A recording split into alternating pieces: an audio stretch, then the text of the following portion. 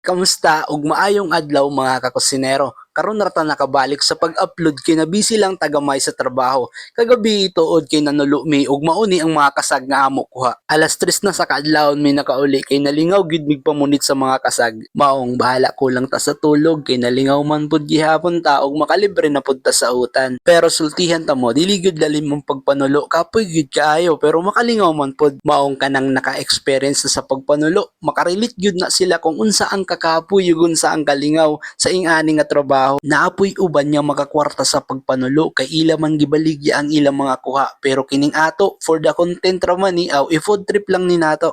So karon ang ato buhaton ani ato lang lapuahan kay mas nindot kaunon ang kasag kung bagong kuha. Ug tuod mga kakusinero, kung makita ninyo ni nga video, please react, comment, and share. Ug kung wala pa ka naka-follow, unsa pa may imo gihuwat, ayaw nagduha-duha, pag-follow na para updated ka sa ing-ani nga mga content. Sa paglapwa sa ing-ani nga mga kasag mga kakusinero, wala na ta nagbutang og tubig kay magtubig ra man ni unya. Butangan lang natog bitchin pampalasa og ato dayon imikos-mikos. Ug wa na ta nagbutang sa daghan pa nga mga lamas kay para dili mawala ang original niya nga lasa. Ang kanindot man gud ani kay bag-ong kuha, dili na ni kinahanglan og daghang lamas kay bisag lapwahan ra ni aw lami gid gihapon ni sama sa nagaluto. Ayo nagpalag kay ako man ni video. Ug pagkatapos ani magulat lang tag 30 minutes para maluto.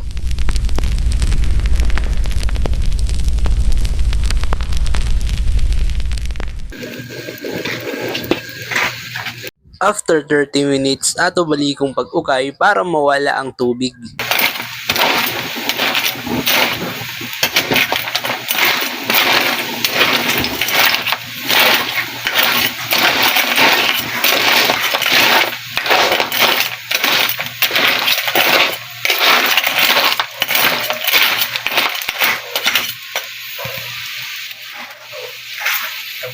Og di ara, mao ni ang resulta sa atong gilapuahan nga kasag.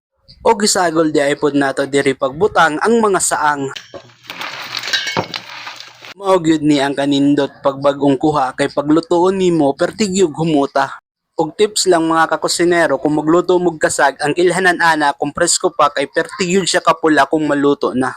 Ready to serve na ang atong linapuahang kasag. Sausawan na lang ang kulang ug bungkag na pod ang bahaw ani. Ug before matapos ni nga video, salamat tuod sa mga followers nga sige naga-react ug naga-comment sa atong gipang upload. Ug kung trip mo ang ing-ani nga mga content, comment lang kay i-shoutout ta ka sa next nato nga gi-upload. Ug karon dili na ta magdugay kay gipanggutom naman ang akong kauban ug gigutom na pud ko. Maong salamat na lang sa pagtan-aw, amping mo.